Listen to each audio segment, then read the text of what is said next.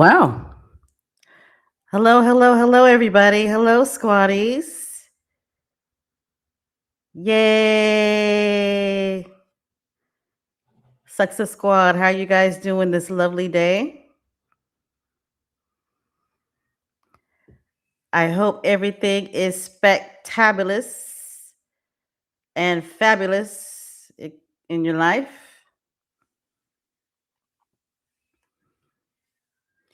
It's good to see you guys. What's up? What's up? What's up? Success Squad, squaddies, Meganese, Meganess.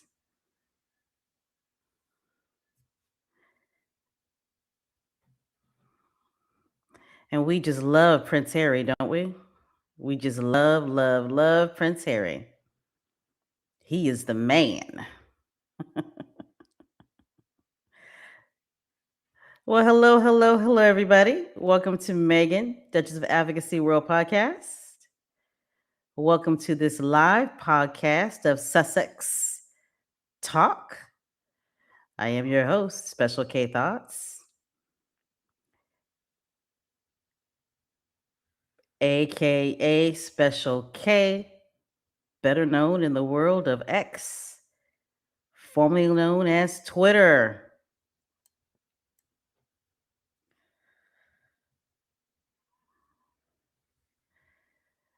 Those of you who are listening, welcome. Those of you who are in the chat, welcome. Give me a thumbs up. Show me some flowers, roses, champagne bottles popping to let me know that you can hear me. I'm going to fix this channel up the way I want it to look. Just give me a little time.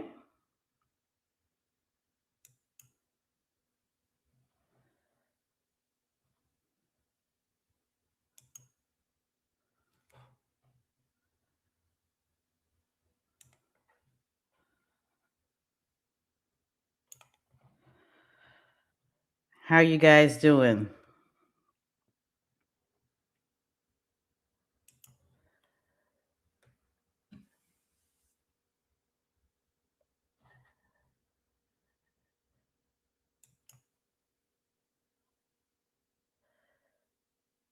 All right. I think I wanted to look this way. I'm not sure. Oh,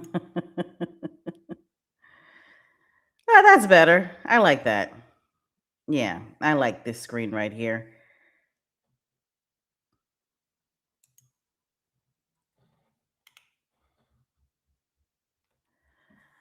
All right. So, if this is the first time that you are joining us, welcome. Welcome to our channel, which is entitled Megan, Duchess of Advocacy. And when we do live podcasts, we entitle these podcasts Sussex Talk, where, we just get together as the fam, the Success Squad fam, and we talk about our faves. The Duke and Duchess of Sussex. Yay! Prince Harry and Meghan. Has and Megs. Megan the feminist. Megan the business owner. Megan the mother. The daughter. And of course, the wife of Prince Harry.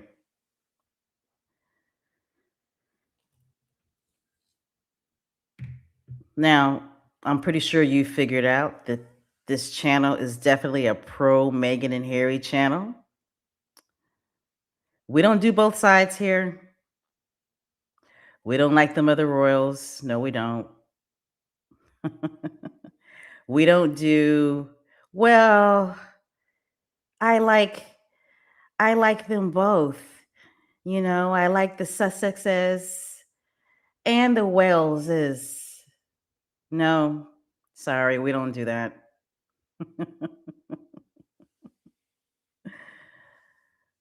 No, there's no neutrality here. No. Mm-mm. We don't do it because the others don't do it. Right, Success family? The others don't do it. So why should we do it? There are no fence riders in this fandom. Nope. We are not monarchists. And we definitely can't stand royal reporters, world gossip hacks.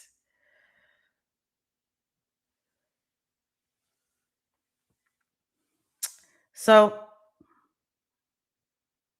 if that is your cup of tea, then please stay. Stay and listen. And if you are not a subscriber, go ahead and hit the subscribe button. If that is not your cup of tea, then, go watch one of them hate channels.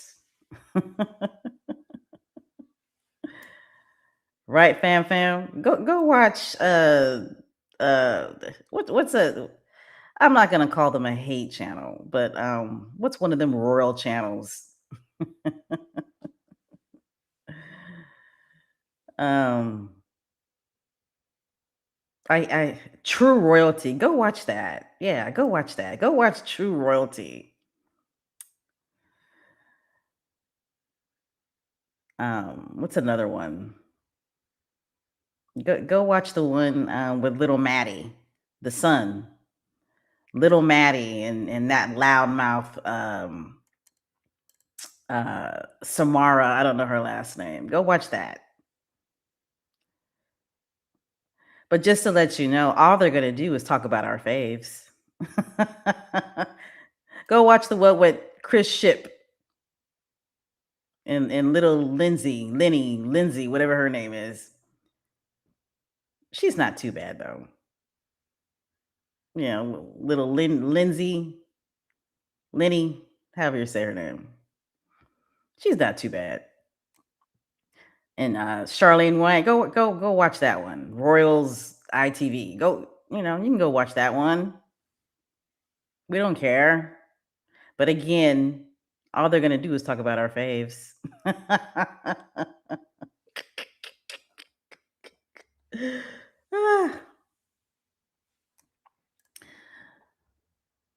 All right, everybody. I hope you're enjoying the Lord's Day, Sunday.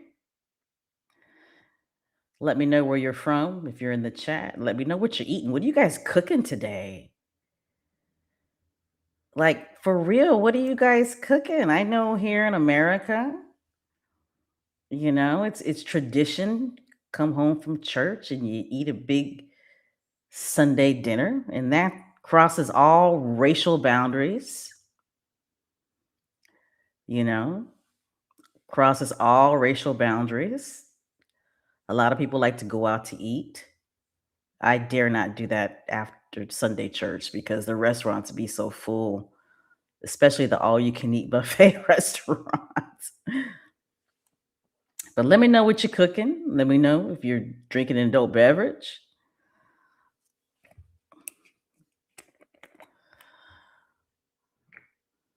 All right, I'm getting ready to take a sip of water.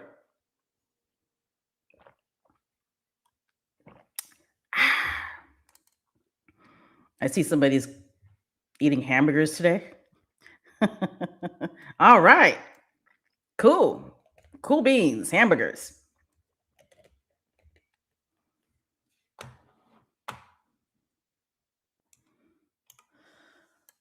All right, let me go ahead and load up my slides here.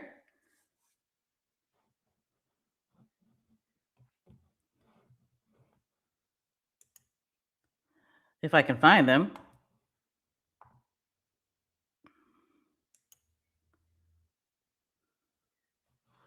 Here we go.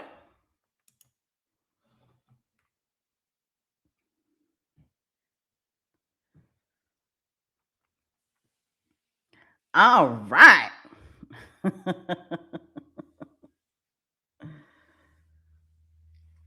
So,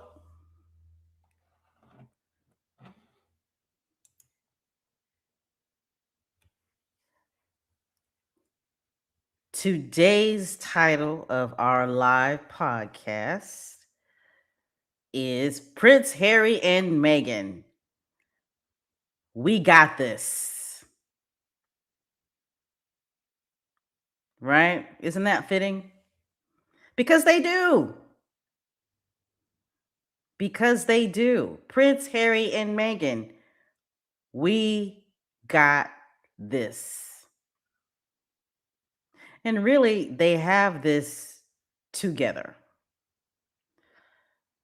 right? How many of you guys that are listening and how many of you guys that are in the chat read the People article featuring the Duke and Duchess of Sussex? Now, they made the cover, right? And I love the cover. I do. I love the cover. I highly doubt it that when Prince Harry and Meghan took the picture at the All-Star game, that they thought that that picture was going to make the cover of some magazine, right? I highly doubt it that they thought that. You know, they were at the All-Star game just enjoying the game. But there's the People magazine cover with that picture of them at the All-Star game. Remember the All-Star game? It was pretty cool seeing them there. Megan and Queen Latifah just chopping it up. I loved it. But yes, Prince Harry and Meghan, we got this because they do. They got it.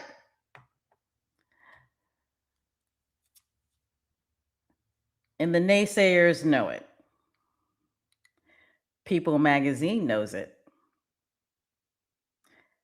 Variety magazine knows it too. Ooh, I see somebody is making salmon Wellington. Mmm, that sounds good.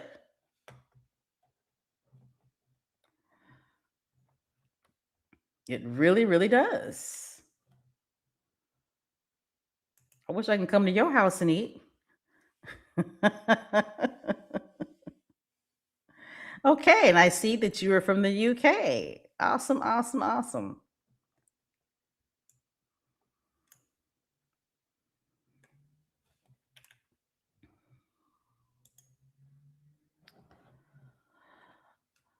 All right, and those of you who are listening and those of you in the chat, please make sure that you hit the thumbs up button as well.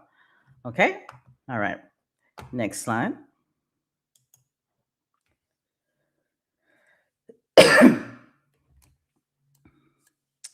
And there is the People magazine in the cover. That's the picture I was talking about.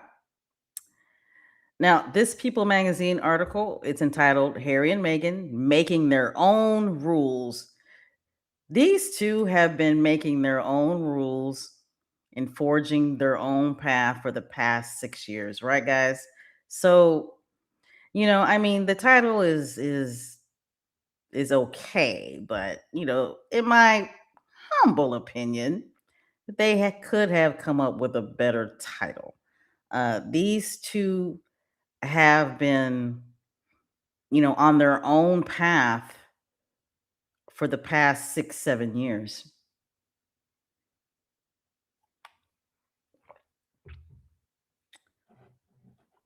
I think it's funny as hell. I think it's hella funny seeing Chuckles in the corner like that. I mean, this cover, when you really look at the People magazine cover, it says a lot, right? You got this candid, genuine, beautiful shot of a married couple that is in love and they're just having fun at a basketball game and they're casually dressed. And this isn't just an ordinary couple, right? We're talking about Prince Harry and Meghan. Okay. But, in this picture, they look like basically an ordinary couple that's in love and that's having fun and they're casually dressed. And then you got King Charles III, who is in the corner. I mean, just The optics and the symbolism of the cover of this magazine speaks volumes. Now, I'm a Libra, so I analyze a lot, right? I constantly analyze things, and sometimes I overanalyze, but I'm telling you right here, please make sure, please make sure that you get this magazine, okay? Because this cover right here is historical, all right? It's historical. I hope you understand what I'm saying. All right.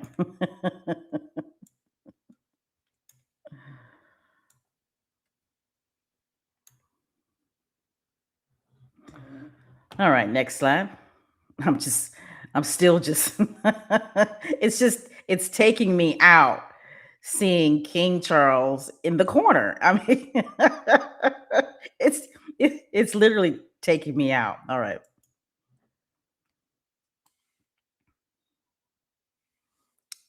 Oh, I'm sorry.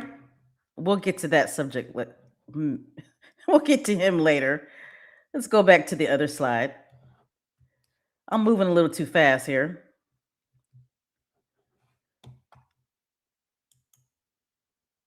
All right, so I'm looking in the chat. I see some squaddies did not read the article about Prince Harry and Meghan making their own rules. Okay. I did read the article. Okay. And I thought the article was okay. I did. I thought it was okay. Now, for clarity and accuracy, Prince Harry and Meghan, they did not give an interview. Okay. But after reading this article, I really honestly believe in my heart of hearts that the sources that they spoke to really are close to the couple. Okay. There were some really good sources in this article that I'm probably 80% sure that I actually believe.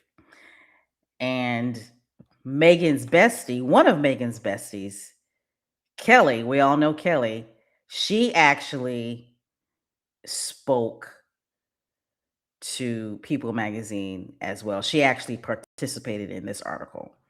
So, what I liked about the article was that it featured both sides. Okay. Unfortunately, yes, they spoke to some royal parasites. Okay. Yes, I said it and I will say it again. Unfortunately, they spoke to some royal parasites such as Valentine Lowe. Okay. Ugh. One thing about Valentine Lowe, he has a face that only a mother can love. Okay. And they spoke to one of our favorite royal parasite reporters. Okay. Mr. Tin Stomach, Five Chin himself, Mr. Robert Jobson or Jobson, however you say his name. I noticed that he backed off the Sussex Squad, because we was coming for him, right? We was coming for him. Mr. Wants to compare Nazi Germany to Australia just because the Duke and Duchess of Sussex had a successful 4-day business trip in Australia. Ah, but yeah, they do have some characters like that. And of course, some unnamed royal parasite sources. Um, I noticed there was another person that they spoke to. This woman is an American and she does a lot of books about royals. Um, Let me pull this article up real quick. But I've seen her on CNN and she just talks nonsense. Sometimes when I see her, I just want to jump through the TV and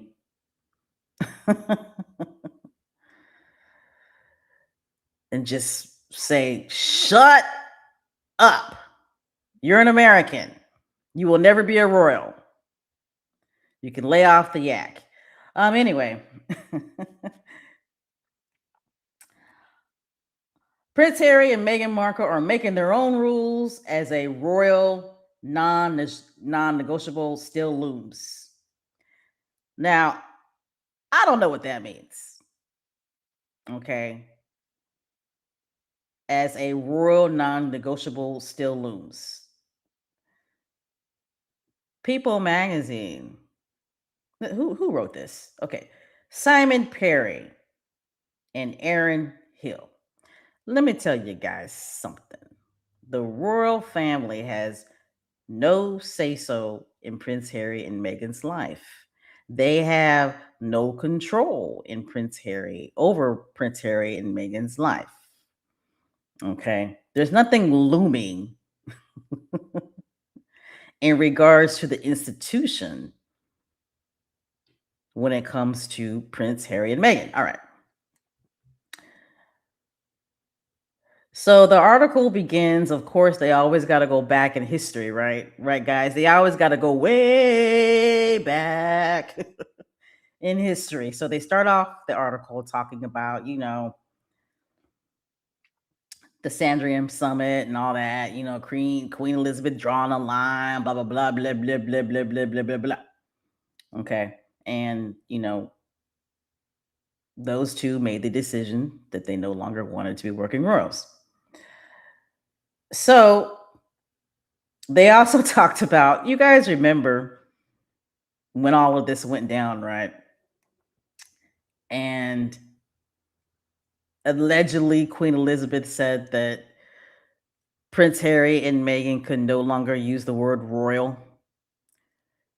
Remember that mess? And everybody, excuse me, let me take a drink of water real quick. But everybody around the world busted out laughing.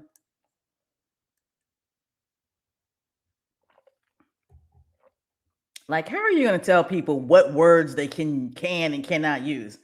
But anyway, remember, that's how crazy the institution was when Prince Harry and Meghan decided that they no longer wanted to be working royals. Right. And then remember when the palace released a statement basically saying that, or I should say, implying that only royals can do service. You understand what I'm saying? Or like, kind of like if when commoners do service, it doesn't mean as much as when a royal does service, right? And Prince Harry and Meghan released a statement. We can all live a life of service. Service is universal. Oh, I kind of miss those days of when the successes were just clap back, right? Just bam, clap back. But that's how the article starts off. Us having to go back in history and revisit that traumatic time for the Duke and Duchess of Sussex. However, we all know that 7 years have gone by. Oh my goodness, I just realized the Duke and Duchess of Sussex, their wedding anniversary is coming up, right? Yeah. They were married, what, May 19th?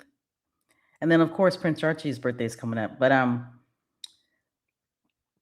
7 years have gone by, and they have stuck to what they said that they're going to do. They're going to live a life of service. And that's what they are doing. They are living a life of service. Far from being underneath the royal fold. Okay. So then the article focuses on, when Prince Harry when he was in Ukraine. He did an unannounced, visit to Ukraine, to the city of Kiev. And we all remember when Chris Shifty Ship started talking about, how he, as in Prince Harry, is not a working royal, and Prince Harry pushed back on that. He said, I will always be part of the royal family. I am here working, doing the things I was born to do. So, yes, I am a working royal. Okay. And, the article goes into how some in the royal circles, how some of the royal parasites did not like the fact that Prince Harry said that. They didn't like the fact that the Duke and Duchess of Sussex had a 4-day business trip in Australia where they visited children's hospitals, and um, they, we all know what they did. The Duchess went to the women's domestic violence shelter and served lunch. They didn't like the fact that um, they visited charities. They didn't like the fact that Prince Harry was asked to speak at a men's mental health conference. They claim that everything that Prince Harry and Meghan did in Australia was basically a royal tour. And these royal insiders, aka royal parasites, did not like that. And we all know why they did not like that. They didn't like it because the Duke and Duchess of Sussex, they do it better. They do it better than Prince William and Kate. So, of course, the article, like I said, spoke to some people within the palace circles who say that when the Duke and Duchess of Sussex do these quasi world tours, that basically the royals' families' feelings are hurt. Right? Basically, the royal family's feelings are hurt.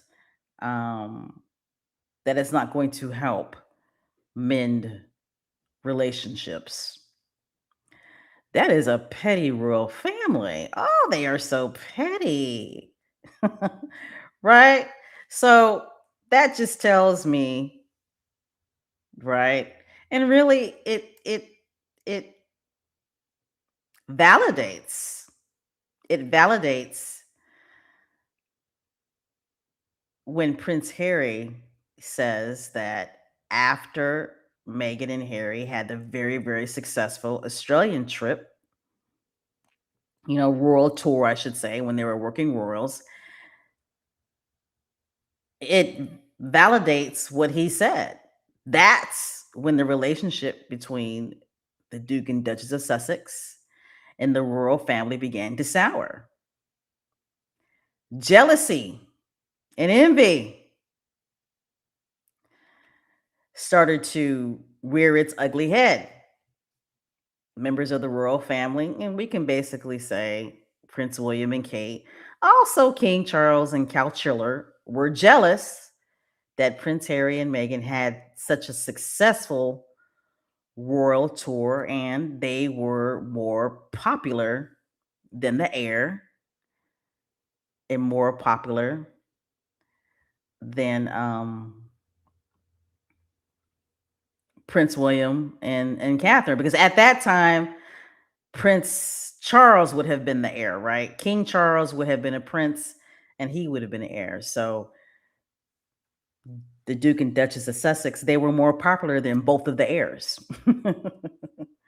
Okay. So this article just goes on to say that if they continue, if the Duke and Duchess basically continue to be successful, um, it's going to be hard for reconciliation. Beginning quote: They are pushing the envelope and making it much more difficult for reconciliation to happen, says Sally Smith, who is the author of Royals Extra Substack.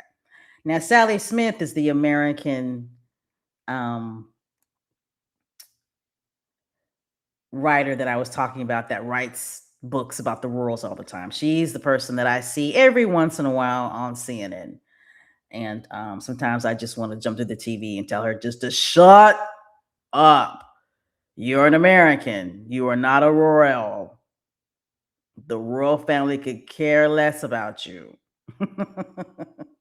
Okay. And then the article goes on to speak about, Prince Harry being in Ukraine, and they're claiming that royals traditionally avoid that type of territory. Like, why? Like, why? Why would royals traditionally avoid Ukraine? That makes absolutely no sense. And on top of that, they are lying. Okay, they are lying. I mean, wasn't Prince Harry? No, I'm sorry, not Prince Harry. Wasn't Prince William and Kate in Ukraine? I might be wrong. Maybe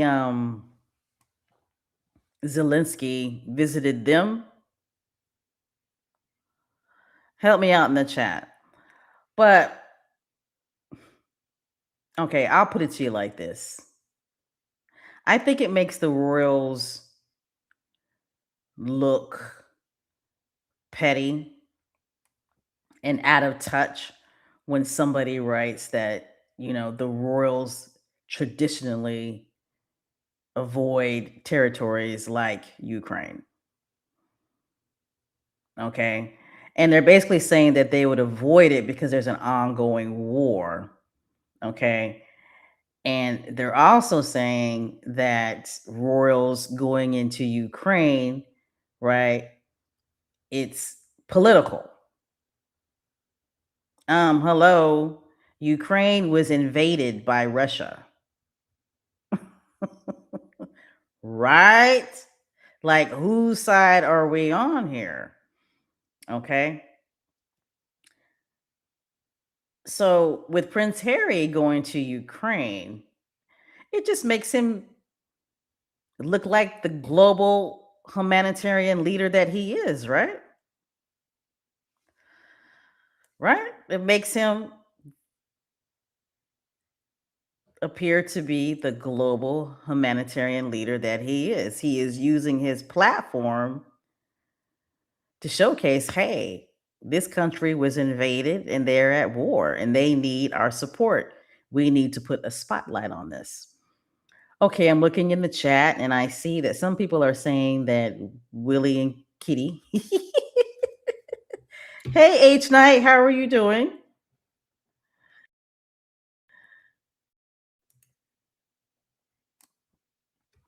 Okay, so H Night is saying that Willie and Kitty, aka Prince William and Kate, aka Wank and Mumbelina, aka Baldy Locks and McButtons, aka the Macbeths. And they're just pet names, guys. They're just pet names, right? We're just playing. We be playing. We just playing. We like to have fun when it comes to those other royals. Mm. I just remember a few years ago that Prince William and Kate, they did visit Zelensky. So I don't know if he came on their territory or what that whole ordeal was. But back to the subject at hand. Um For Prince Harry to go into Ukraine and visit the city of Kyiv, these royal parasites, such as Sally Smith, who is an author, they don't realize how petty and detached they make the royal family look when they say statements like that. Oh, traditionally royals don't go into territories when they're at war. Oh no.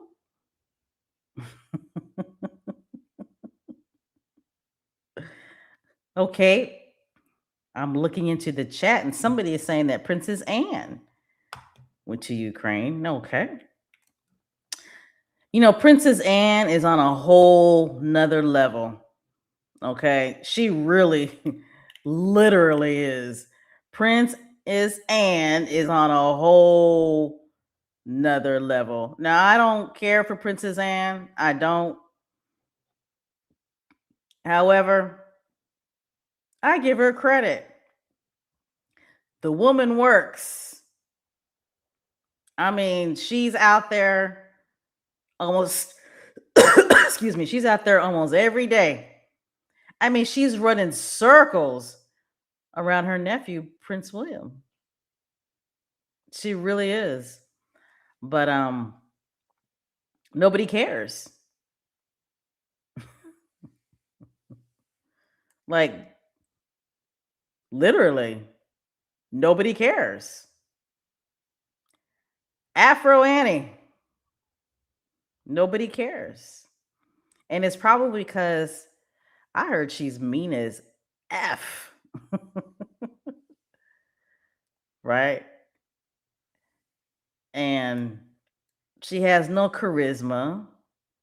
She's had the same hairstyle for the past 50 years. You know, it's like Sophie and Edward.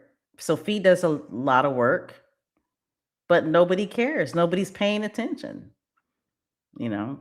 Anyway, I don't want to get too sidetracked.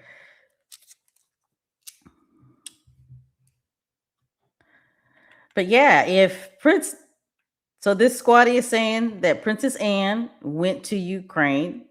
Who knew?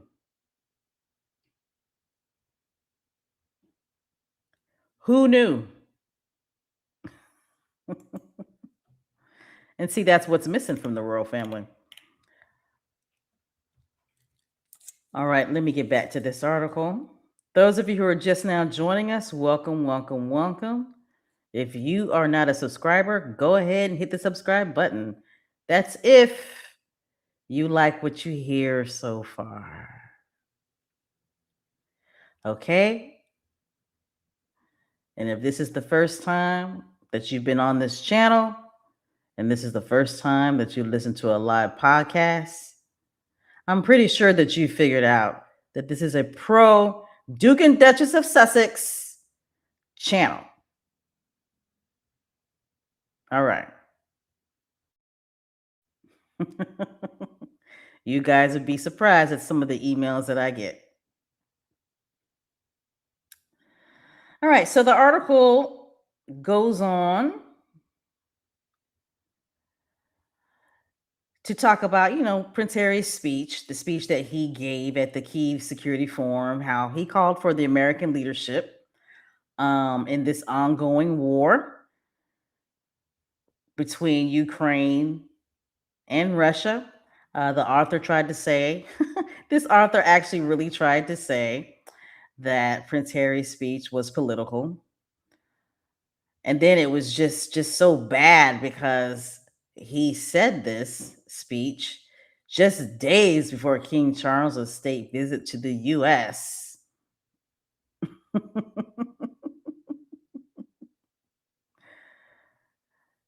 And the article does say that Prince Harry did emphasize that he's not speaking as a politician. He's speaking as a soldier and a humanitarian. However, they just felt that his remarks were very striking. They were very striking. These people are extra idiots.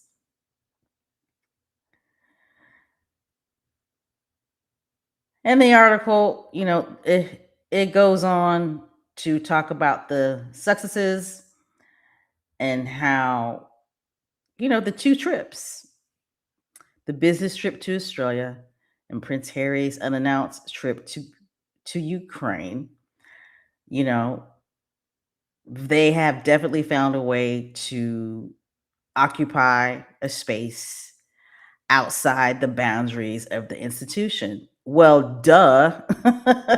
Right? Like, duh. I mean, that is a big capital D. So, remember I said that they spoke to Valentine Lowe, right? Valentine Lowe, the royal, what is he? An author? A gossip hack? I'm not too sure. But like I said, he has a face that only a mother can love. What he says about the successes, doing these trips and making these speeches, um, beginning quote, the monarchy is meant to be above politics and commercial imperatives, says Valentine Lowe, author of Courtiers. This is exactly what the late queen worried about and wanted to avoid. And what cracks me up is that we all know that the royal family is very political, right? They are.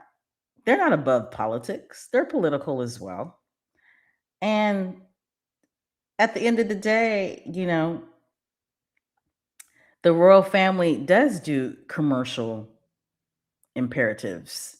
Their commercial imperatives is the fact that the taxpayer is paying for them. Okay. They do the job and they get paid for it through taxpayer money. So, what is the difference? Seriously. What is the difference? They're public servants, right? Allegedly. Allegedly. Okay.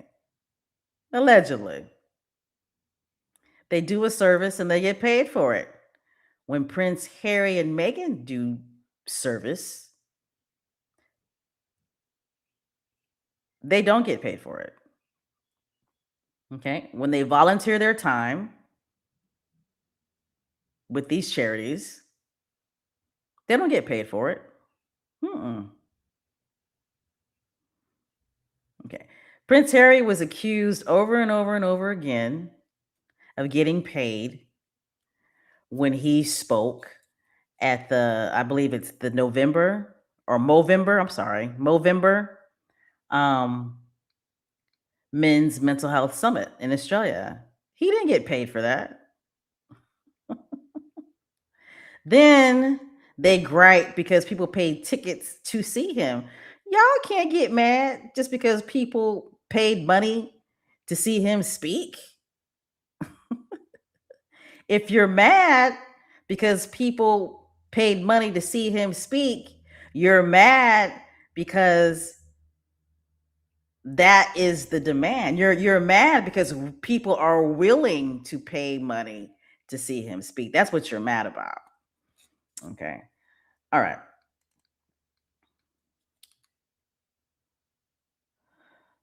So, he basically, and I'm talking about Valentine Lowe, basically talks about how Prince Harry and Meghan are going against the wishes of the Queen, being half in and half out.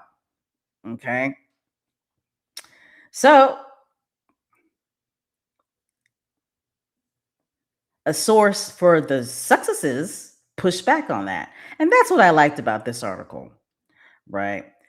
There were unnamed sources and there were named sources. And when you had the royal parasites perspective, then you had a source or a named source from the successes camp that pushed back on the royal parasite perspective. Okay. So the royal source, I'm sorry, I don't want to confuse you guys. The source from the Sussex camp pushed back on Valentine Low, basically using the queen, or I should say, weaponizing the queen against the Sussexes. Okay. Beginning quote: This idea that he's going against the wishes of the queen by being half in, half out is nonsense. None of this is being done in the name of the institution. And see, that's what people, or I should say, royal parasites like Valentine Low are mad about. Okay. Prince Harry and Meghan are being asked by these charities. Okay. And they're being asked by dignitaries from different countries to come and speak, to come and visit. Okay. Prince Harry and Meghan are being asked not as representatives of the royal institution. They're being asked simply because of who they are as individuals. When Prince Harry and Meghan visit these other countries, and when they're asked to speak, when they're asked to be on panels, when they're asked to visit these different charities, they go representing not only themselves, but they go representing Archwell Philanthropies and the Invictus Games Foundation. And that's what these royal parasites are mad about.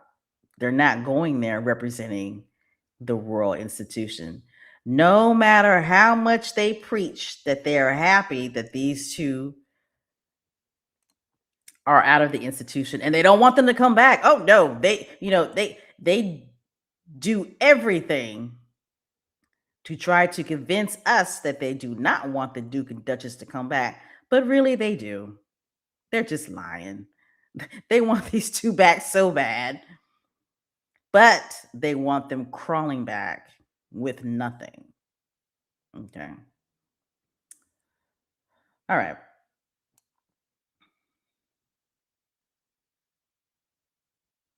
So this source from the Sussex camp goes on to say the impact of the latest trip was immediate, which is true. Right, guys? Which is true. I don't know if how many of you guys listened to the live podcast from last week. No, I'm sorry. My bad. I just recently um uploaded and posted a podcast that I did, and that's what I talked about in my latest podcast in regards to King Chuckles' 4-day state trip visit to the US. Now, he is getting all of this praise and glory. But at the end of the day, when all the dust settles, what is the impact? What is the immediate impact? Okay. Like this People magazine article points out, when Prince Harry and Meghan did their 4-day business trip in Australia, the impact was immediate, right? It was immediate. I mean, the Australians felt it quickly.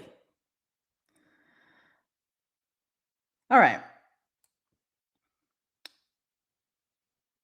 So, the article definitely goes on to talk about Prince Harry's military service, and it kind of dives into how he's no longer allowed to wear his military uniforms because he's no longer a quote unquote working royal.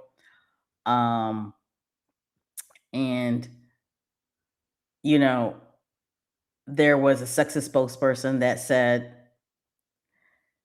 Prince Harry's decade of military service is not determined by the uniform he wears.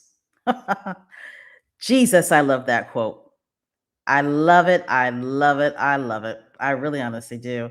And as a veteran myself, I'm still trying to figure out, how does the royal family have say so in Prince Harry not being able to wear his military uniform when he actually served? I'm still confused about that. I mean, he actually served, right? Is anybody else just as confused as I am about that? I know there's some veteran squatties in the house. Are you confused about that the way I am? I mean, he actually served. How do you have Afro Annie, who's never served in the military in her natural entire life, walking around in military uniforms, right? Walking around in military uniforms. And she's got all these service medals. And I know the service medals were bestowed on her from the royal institution, but they don't mean a damn thing, right? Like, Prince Harry has military service members that he actually earned from the British military. Like, officers, generals pinned those service medals on him, right? So, anyway, I just love that quote in the article. Um,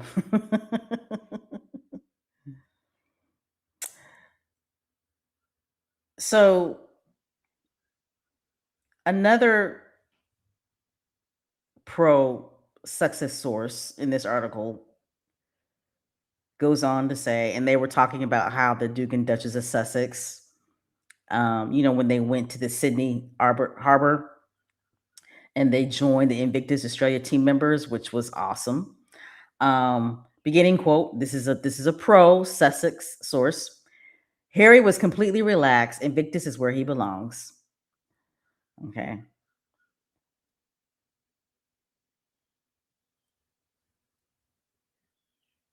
People gravitate towards him, and he knows how to make them feel special. The royal family misses out on that.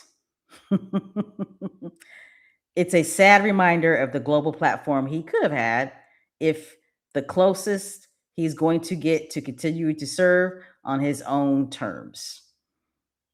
Okay. So I thought that was a really good quote. Um, and the article goes on to talk about how Meghan was at the women's retreat. Her appearance at the women's retreat. These people swear up and down that Meghan got paid speaker fees.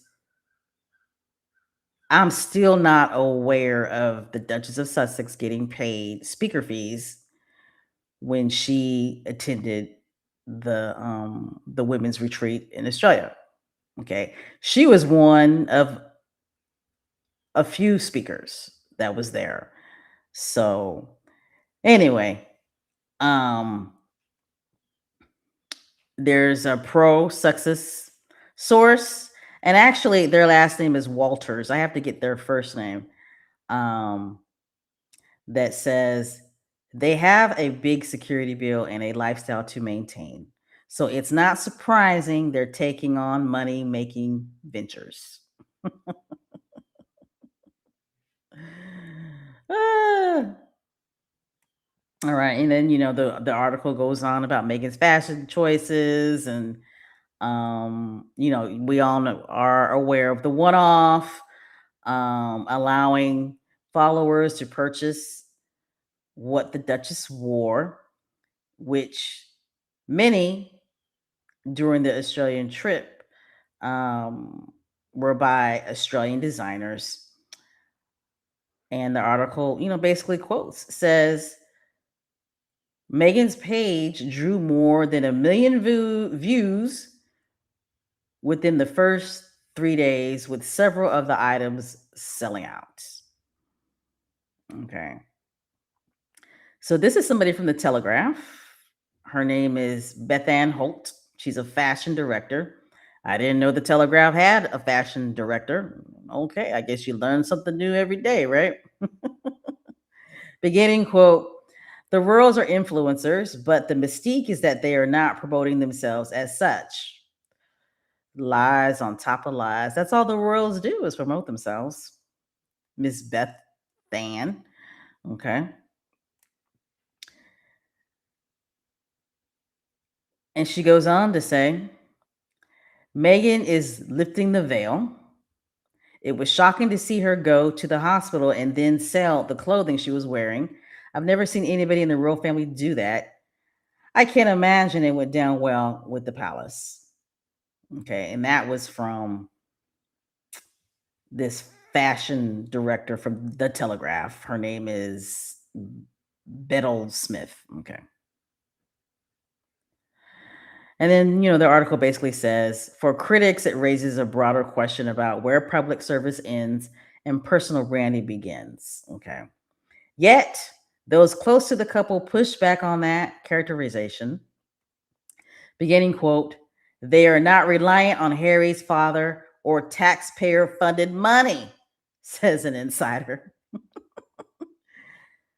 They pay their own bills and they make their own money while continuing to support a lot of causes that might otherwise go unseen. It enables them to do what they love doing. Okay. See, that's why I like this article. Adds another source, another pro-sexist source. They're trying to live their life, raise their children, do meaningful work, and earn a living. Okay. And then another palace parasite says, you know, it is more likely to deepen tensions with the royal family. It won't help Harry's case or promote good relations, says Queen Elizabeth's former press secretary, Alyssa Anderson. And then, of course, it goes on to talk about Wank. Who cares about Wank? Talked about how he's still mad.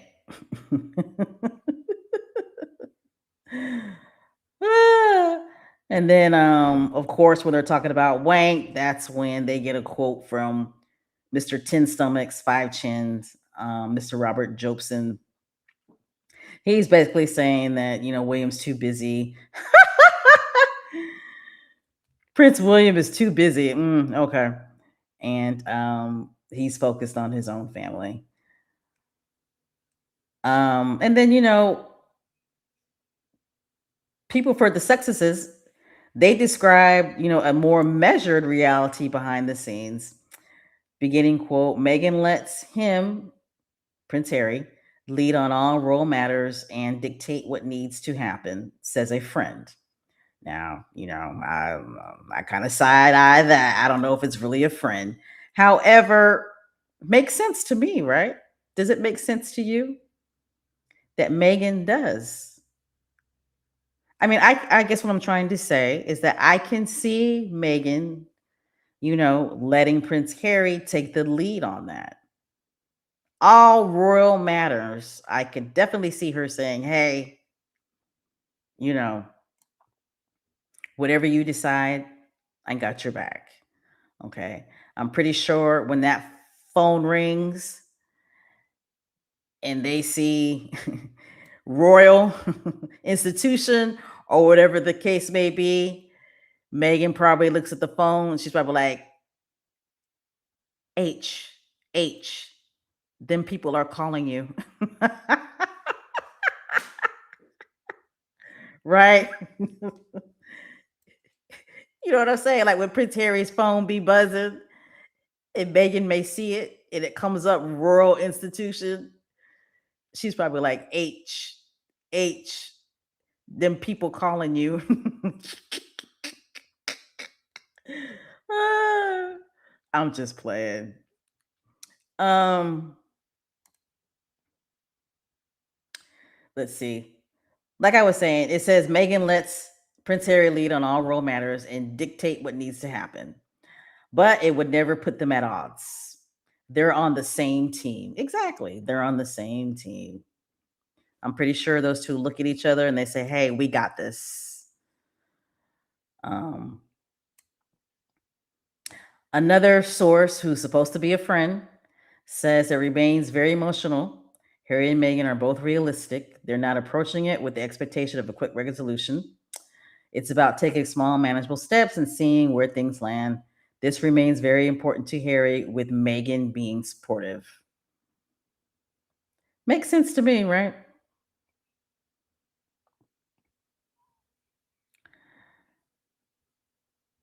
All right.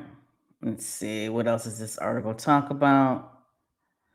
It does go into Prince Harry recently speaking about his mother, Princess Diana. Um, let's see. The article then continues to talk about, Prince Harry and Meghan's life in Montecito. Um, at home in Montecito, California, work is scheduled around school hours. Weekends are for the family. Archie and Lilibet are their life, says a staffer. Okay. Now, there was a staffer that contributed to this article. And this staffer is claimed to have worked with the couple since their early days in California, which could be true. Okay. And this staffer goes on to say there's a real warmth and a sense of normalcy. Both have built tight knit circles. Harry maintains a close group of friends, many of them fellow dads. Beginning quote, he really thrives on those relationships, friendships, and values that sense of connection. This is the same staff who's worked with the couple for the past 6 years. Meanwhile, Meghan keeps a small, loyal group of friends, and some of them are longtime friends, often meeting for workouts or quiet nights out together. Beginning quote, they're very careful about who they allow in their lives, this friend says. The loyalty runs deep. I bet. No matter what she has going on, she always makes time for her friends. That's the reoccurring theme with Meghan, the Duchess of Sussex, right?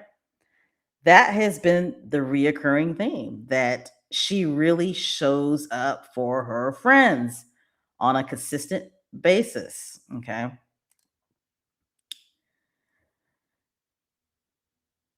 And that quote came from Meghan's friend, Kelly McKee. I think it's Zaffine. I'm probably saying her last name right, but we all know Kelly, right? We all know Kelly. Kelly has appeared on With Love Meghan season 1 and 2. Kelly just had a baby. Meghan and Kelly, those two are together a lot. They support each other. They support each other's charities. Meghan has spoken at Meghan has spoken at Kelly's charity, All Children's Alliances. Meghan has donated time, and those two were close. I did not know that they have known each other for over 20 years. I wasn't aware of that until a squatty had brought that to my attention. So, one thing about Megan's relationships with her friends, she has um, long-standing relationships with true friends.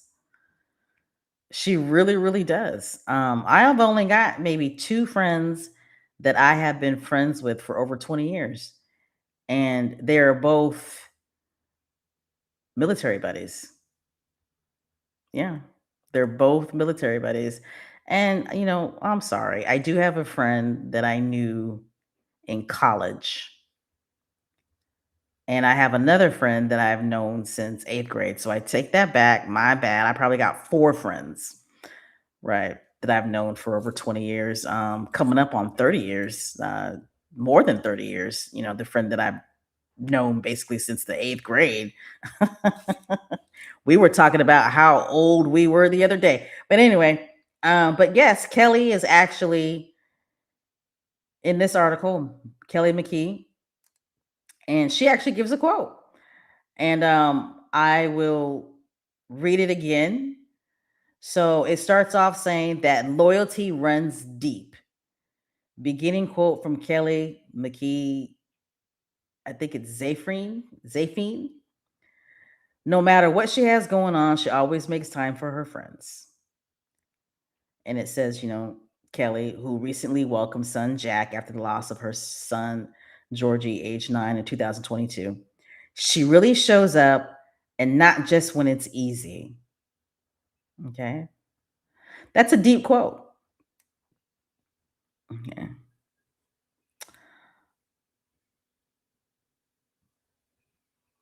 All right. So then it still talks about the Australian trip, and it talks about um how Meghan visited an Australian youth mental health charity, and she spoke candid about online abuse. And she spoke about the abuse that she's faced for the past 10 years and how she's been attacked and trolled. But like she told the young people, I'm still here. So if I can, deal with it and come out on the other side, you can as well. Um and the article goes on to say how Megan is very resilient. Her resilience is hard won, a source says. They both try to focus on staying as positive as possible, another source says. But people forget they're human beings, especially Megan.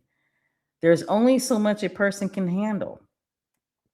Still, that same source says their focus remains steady. They wake up every day focused on being the best parents they can be. No matter what comes at them, they pick themselves up and keep moving forward. End quote.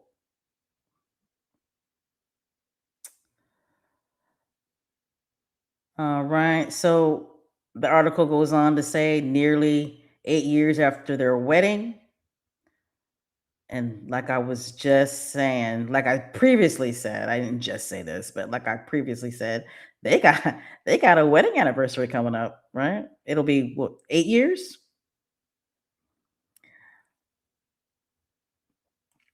So nearly 8 years after their wedding, Harry and Meghan's bond remains central. They are the biggest champions of each other, says the staffer that's worked with them since they moved to California. The more adversity they face, the more they come together. I believe that. Right, Squatties? I believe that wholeheartedly. Okay. I do. I believe that. Okay. They are their biggest champions of each other.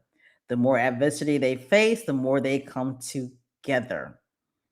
Okay. That partnership propels their next chapter, even as scrutiny persists. This is the shape of things to come. Okay. There is nothing to stop them from doing this. All right. And there's another quote by Valentine Lowe, royal parasite. The palace might not like it, but they can do it. And he says the question is whether if it's sustainable. Of course it's sustainable. He had to throw that in there, right? Valentine Lowe, he had to throw that in there. Of course, what Harry and Meghan are doing is sustainable. And I'm going to tell you why it's sustainable, because these two are modern. Okay. They know that they're going to have to reinvent the wheel. Okay. That's what's wrong with the royal family. They don't know how to modernize, they don't know how to reinvent the wheel. They continue with the same old royal playbook, right? But Harry and Meghan, those two are going to continue to modernize. They keep their finger on the pulse. They know how to keep their finger on the pulse, right? Keep in mind, what I love about these two is that when they first started Archwell Philanthropies, you know, they had their finger on the pulse when it came to the dangers of social media for children and young adults, right? And they had their finger on the pulse when it came to algorithms, right? And R12 Foundation was financially supporting institutions like Stanford and these tech companies that do research on algorithms and the harms of social media on everyone's mental health, but more so focus on young people's mental health. Okay, that was what? How long ago was that? How long has R12 Foundation, now R12 Philanthropies, been around? Okay, nobody was really doing that. Not really. Okay. So, Valentine Lowe, shut up. Shut up. Of course, it's sustainable what they're doing. Okay, of course it is, because at the end of the day, these two are modern and they're going to reinvent the wheel, unlike Wank and McMumbles. Okay. Um, their article does dive into let's see, really outlining their success. Okay. It really does. After the Valentine Lowe quote, um, People Magazine goes into, their future. And, they talk about their Netflix deal, of course. But what I liked about what I liked about the way they wrote about the Netflix deal was that People Magazine focused on the future of the Netflix deal, which gets lost in the sauce. Okay. And I love the way People Magazine worded it. It says, for their future whole, their ventures will need to succeed, of course. However, it says that the successes have had moderate success with their Netflix deal. Okay. And it says that the relationship has evolved into a first look arrangement with several projects still in development, including a scripted series in the world of polo, a documentary they backed, Cookie Queens, has also gained traction on the festival circuit and is now set for a theatrical release. And it says, Meghan, meanwhile, is focused on building as ever into a lasting business. It says the brand continues to roll out new products, including a Mother's Day collection featuring candles inspired by the couple's children. Um, a person that is a close source of As Ever, these sources make me nervous because you really don't know what to believe, right? It says it is still in a test and learn mode. She wakes up thinking about new ideas and works on it all of the time. Okay.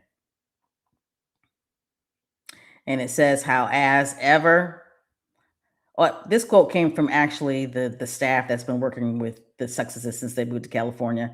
Much of her company is made up of young women, and she really champions them. She's always said to me, just speak up. That's one of her biggest things. Okay. Those who are close to the couple believe their trip to Australia has set a new blueprint. Let's see. The late Queen herself once recognized the positive effect Harry and Meghan could have across the Commonwealth, and supporters say their influence has not disappeared. They are very aware of the impact of their presence can have, says a longtime staffer. A lot, what does that say? A lot is forgiving when you're on the ground and you show up and do good. The magic and allure of a royal doesn't necessarily come down to a title.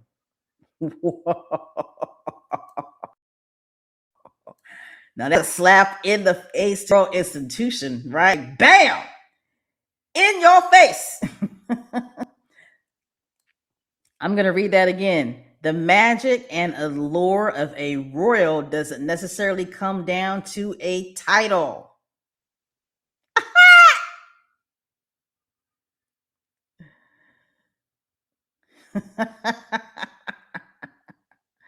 I love it.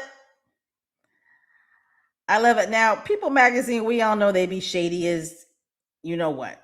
They be shady AF, right? Um, but like the majority of these magazines, they go back and forth, back and forth. Um, but I thought overall the article was pretty good. Um,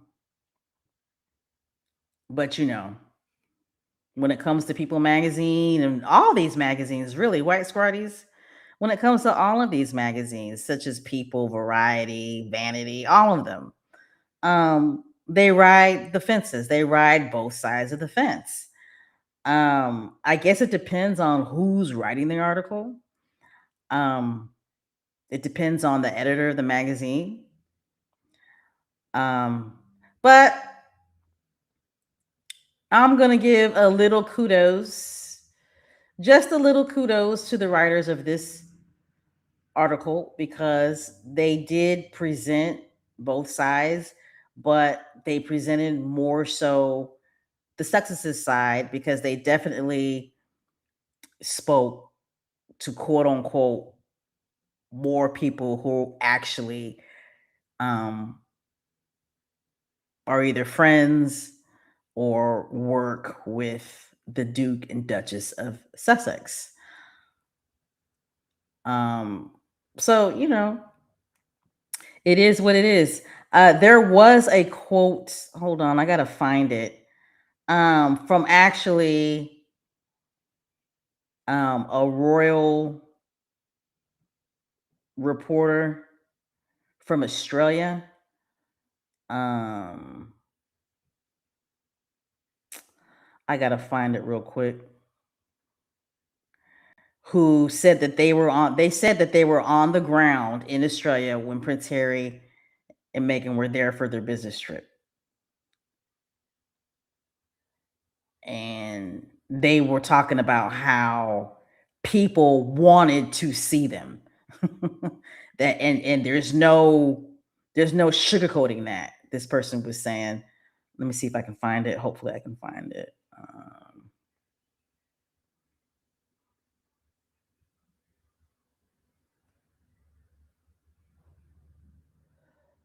Let's see.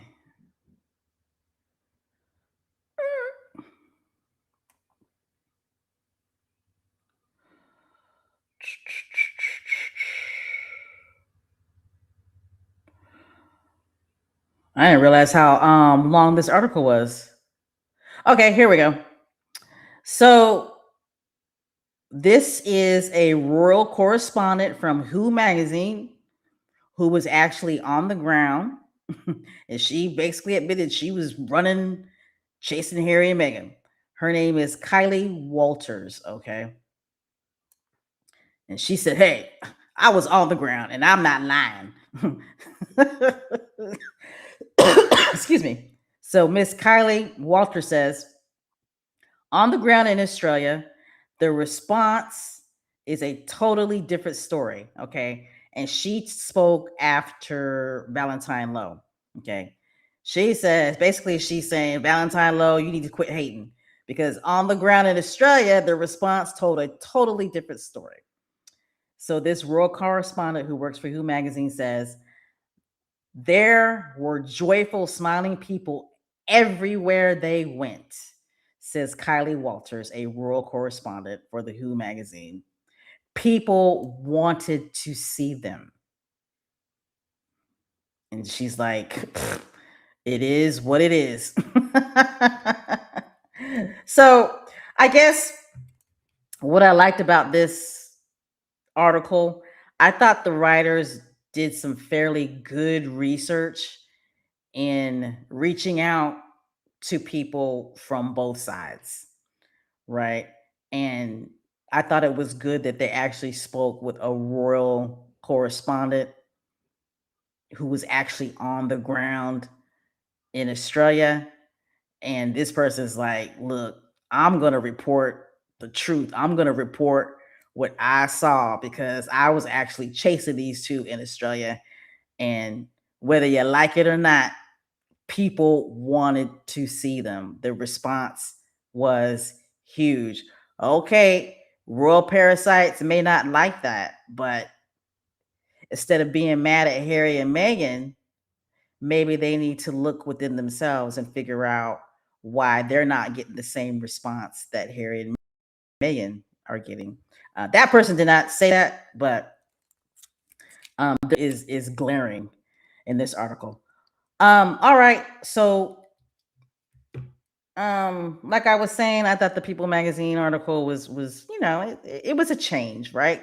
It was a change from that damn variety article. um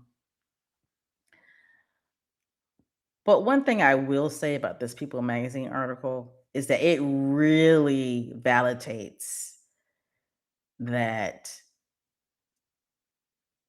these so-called journalists that write these articles, you could tell when they have an agenda, right? If they have an agenda, they are going to seek out interviewing people that fit their agenda. Okay. It appears that these two writers, to me, were kind of, their agenda was like, hey, we're going to reach out to as many people as we can.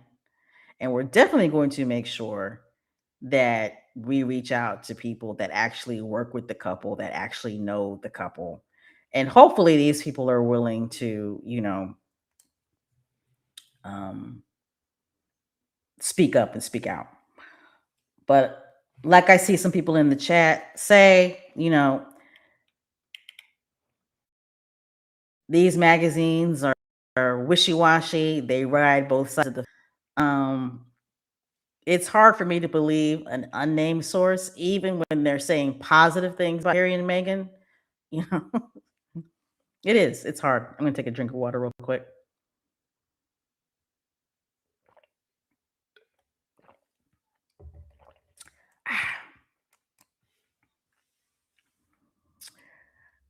But in regards to this People article, I suggest that you just buy the magazine for historical purposes because, like I said at the beginning of this podcast, the cover of this magazine is sending me. Okay. I mean, here you have it's historical now because it really gives a snapshot into what is going on with Harry and Meghan and how they're doing outside of the royal family. You got Harry and Meghan dressed in casual clothes, looking moisturized, fresh, happy, in love at a basketball game. And then in the corner, in the corner, you got King Charles looking like a confused vampire.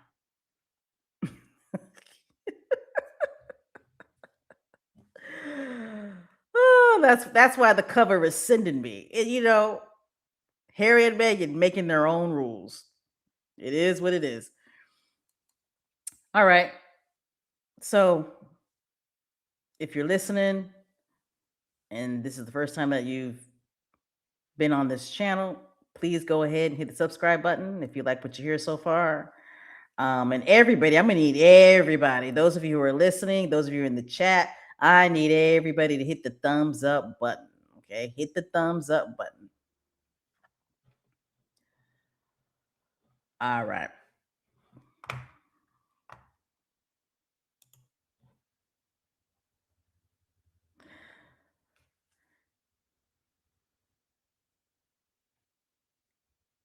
All right, so hopefully you guys can see this twat that is on my screen, and he's a twat. His name is Tom Sykes, and he is a royal parasite. He's a royal parasite, though, that's been banished. He has. He's been banished. I don't know what happened, but he did get kicked out of the royal fold. And he ended up having to open up a Substack account, and now he's on YouTube, basically talking mess about Harry and Meghan. That's how you know these rural parasites are really, really, really going downhill. Okay, when they open up accounts on Substack, and then they got to open up a YouTube channel just to make money. But old Tom Sykes, he used to write for the Daily Beast. I think he still might write for the Daily Beast. I'm not sure. Who cares? But the reason why I'm talking about him is because I just really couldn't believe what he said, but he said it. And he's actually been saying things like this about Prince William for a while. He's actually been saying this for a while. But this guy was actually on News Nation. Okay, I don't watch News Nation. I don't even think I get News Nation on my um, streaming service. But he was on News Nation, and he basically said it with his whole chest, that Prince William is not ready to be king yet. Yeah, he actually said it with his whole chest. I was like, what? I don't know if Tom was drunk, because that's what he's known for. He's known to have had issues with alcohol in the past. But I'll say allegedly. Okay. But that's what he's known for. But allegedly he had issues with alcohol in the past. Um but he was on News Nation, talking about King Charles, in what they believe was a very successful triumphant state visit to the US. And Tom was basically saying that, Prince William has not displayed any of those soft power skills that King Charles supposedly did while he was on this state visit in the US. He basically, I'm talking, when I say he, I'm saying Tom basically alluded to the fact that there was no way Prince William would have been able to address Congress the way King Charles did.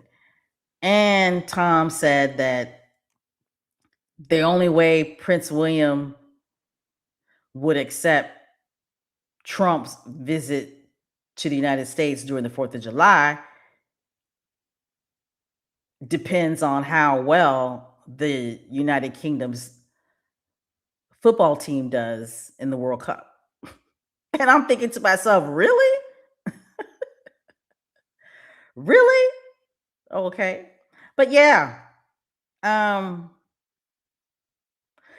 Prince William, like somebody just said in the chat, is 43 years old.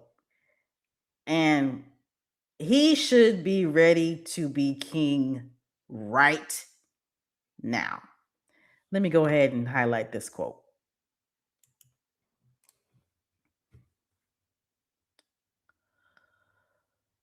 Oops, that's the wrong one. My bad.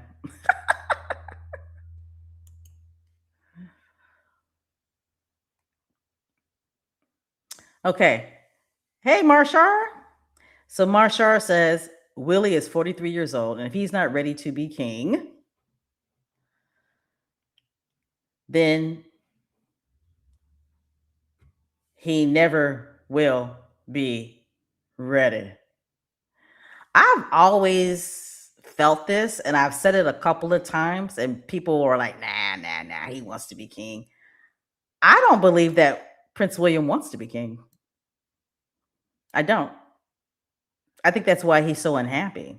I think that he's in a loveless marriage and he does not want to be king. I don't think Prince William ever found the love of his life. I don't believe for a second that Kate Middleton is the love of his life. I believe that he's settled. Um, and I don't think Prince William wants to be king. I think he's mad that his life has been decided for him. Like he's had no say so in his life. I mean, think about it. Imagine that you absolutely have no say so in your life. You have no say so in regards to what you want to do with your life. That's why he's so mad at Prince Harry. He's mad that Prince Harry was allowed to do what he wants to do. You know, pretty sad life. But yeah, the old Tom, you know, every once in a while, these royal parasites tell the truth and spill the beans, and that's exactly what Tom did. He spilled the beans. He spilled the beans. All right.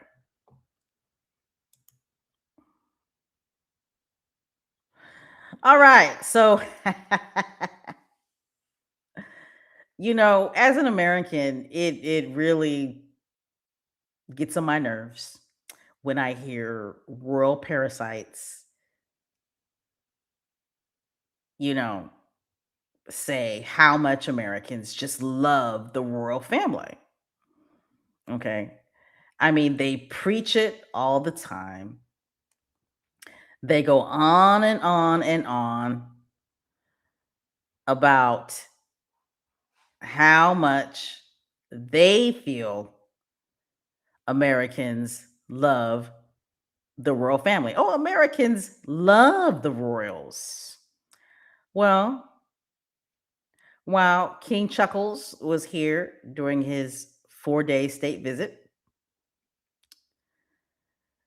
I don't know how many of you watch CNN. I watch CNN. I'm sorry, but I watch it. There are a lot of people that can't stand CNN, but I watch it. And Harry, he is always doing these polls, right? Harry will poll anything. Okay. Harry will do a poll in regards to Pepsi versus Coca Cola. Harry and his damn polls. Okay. And Harry, he gets so excited when he does polls. But anyway, this is Harry. I don't know his last name, but Harry is the guy that's on the right. And he's with journalist John, I think it's Bergman. I like John. He seems fair and impartial. But anyway, so Harry did a poll while the king was in the United States for his state visit. And the poll was Americans on UK royal news. Like, do Americans care about UK royal news? Okay. Basically, the poll question was, do Americans care about the royals? Okay. And it came up that only 32% of Americans care about the royals. 63% of Americans don't care about the royals. And I have a feeling that the number is higher than that. Okay. Because this is a big country. Seriously. This is a huge country. There's like 360 million people in the United States of America. And I'm pretty sure it's probably closer to 380 million. Okay. Americans understand this, but if you don't live in America, there is so much going on in this country. Right, my fellow American squatties? I mean, it's like one thing after another. Every day there is something happening in this country, like for real. And I'm talking about serious stuff that affects you personally. Like American squatties, what did the Supreme Court just do? Right? I mean, they basically just gutted the Civil Rights Act when it comes to voting. Okay. I mean, this country is on the verge of just like blowing up for real. I'm worried about the midterms, like for real, real. All this redistricting, I can't even say the word, but you guys know what I'm talking about. All this redistricting and just being purposeful and intentional and making sure that certain blocks of Americans' votes don't count. I mean, it's whew, this country is going to be on fire. But anyway, so I just thought I'd bring it to you guys' attention that CNN did this poll, and it wasn't an emotional support poll for the Royals. No, ma'am. It wasn't an emotional support poll. So that was just one. So 63% of Americans do not care about the Royals. Okay? And then Harry did another poll. Viewership in America. Now, I remember when King Charles's coronation was on TV. Okay. And I'm telling you, there were so many complaints from Americans. I mean, Americans were mad, real mad about King Charles's coronation being on TV like all day because it was on different channels. And Americans complained. I mean, the comments, people writing letters. I mean, it wasn't a good situation. But anyway, this poll that Harry did from CNN, he did another poll in regards to viewership in America about the royals. Okay. So King Charles's coronation, 10 million quote unquote Americans tuned in. Super Bowl, 126 million Americans watched the Super Bowl. Okay. The Super Bowl I shouldn't say comes. The Super Bowl is shown on one channel. Okay. One channel. And that's either Fox or CBS, right? One channel. 126 million Americans was on one channel. The coronation of King Charles, girl, that was featured on what? Maybe 5 channels here in the United States? 5 channels in a total combined of 10 million Americans tuned in, and probably another 50 million complained because it was on all day on 5 channels.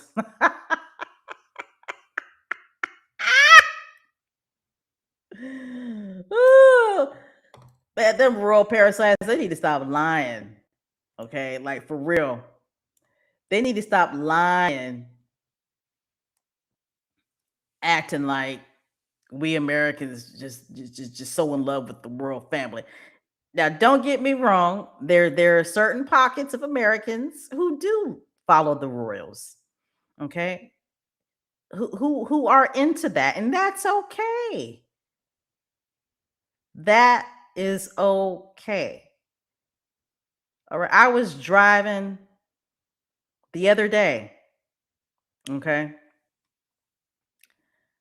and I was behind a car that had British tags. Okay, like where I live, right? The British colonized where I live. Well, first the French did. Okay, first the French colonized the city that I live in, and then the British took over. Okay, so you got pockets of Americans who see themselves as descendants of royals, right? You got people who are into the royal scene. But like I said, America is a huge country. We have a lot of famous people here in the United States that are very, very interesting, that don't live off the taxpayer dime, and that do charity work, use their platforms, their huge platforms, to spotlight charities and do charity work. So I mean, it is what it is. But that's telling right there, right? That's telling right there. 10 million Americans tune in to watch Chuckles' coronation, and I really honestly think it was on 5 channels. But the Super Bowl, 126 million Americans watched the Super Bowl, and the Super Bowl was on one channel.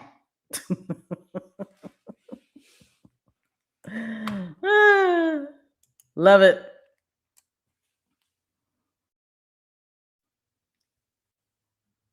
All right, so brief about this. I did release a podcast entitled World Diplomatic Illusions. So if you haven't checked it out, please go ahead and check it out and let me know what you think in the comments. Um, but I just want to talk briefly on this live podcast about King Charles's 4-day state visit here in these United States of America. Um, what I alluded to in my podcast basically is that once the dust settles, the euphoria goes away. Um, you're going to start seeing people really analyze what was King Charles's impact. Okay. What was his impact? Um, in regards to this state visit that he did. I mean, yes, he came to the United States. He had his little garden party at the White House. He addressed Congress, got 12 standing ovations. Um, many people appreciated his speech.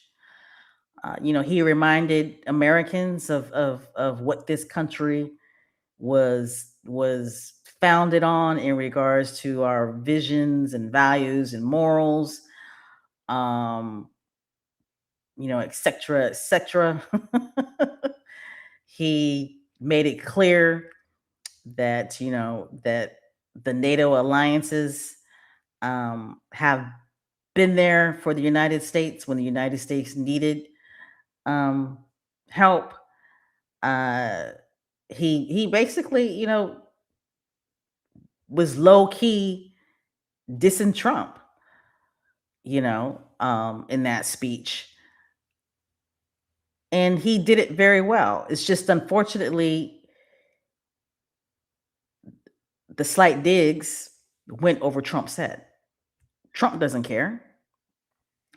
And my point is that giving that speech and Congress standing up 12 times, clapping, um,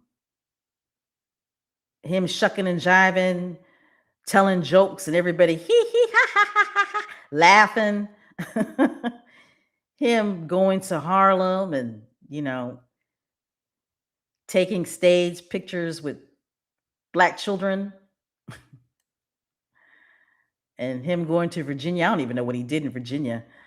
But it's all illusions, guys. It's all illusions because it went everything that he did, at least here in this country, you know, fell on deaf ears. Because as soon as he left, Trump was back to being Trump. You know, Trump went back to being Trump. Trump said it. Trump just said it. Trump had an interview on Sky News. Let me see if I can find it.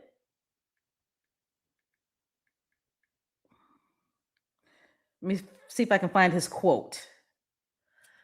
What he said. All I can do is just shake my head. Here we go. So Trump just did an interview with Sky News. And this is what he had to say about King Charles' state visit. Donald Trump has told Sky News he does not know whether King Charles' state visit to the U.S. will help improve his relationship with Prime Minister Keir Starmer. Speaking to, oops, I'm sorry, I lost it. My bad. Speaking to Sky's Mark Stone, the U.S. president said he likes Starmer very much, but criticized his policies on immigration and energy, describing them as tragic mistakes. When asked about the king's visit, Trump said the monarch is a much different person than your prime minister.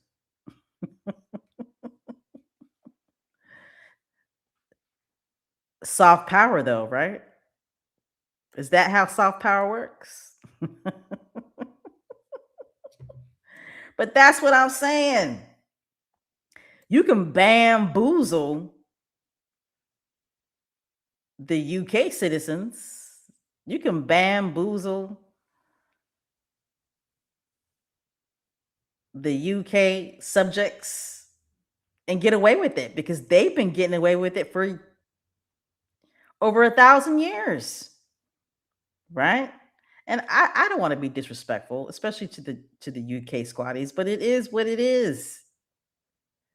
The UK subjects, you know, are used to the illusions of quote unquote soft power. To them, soft power is coming on screen and doing a speech, sitting at a desk with pictures of family in the background.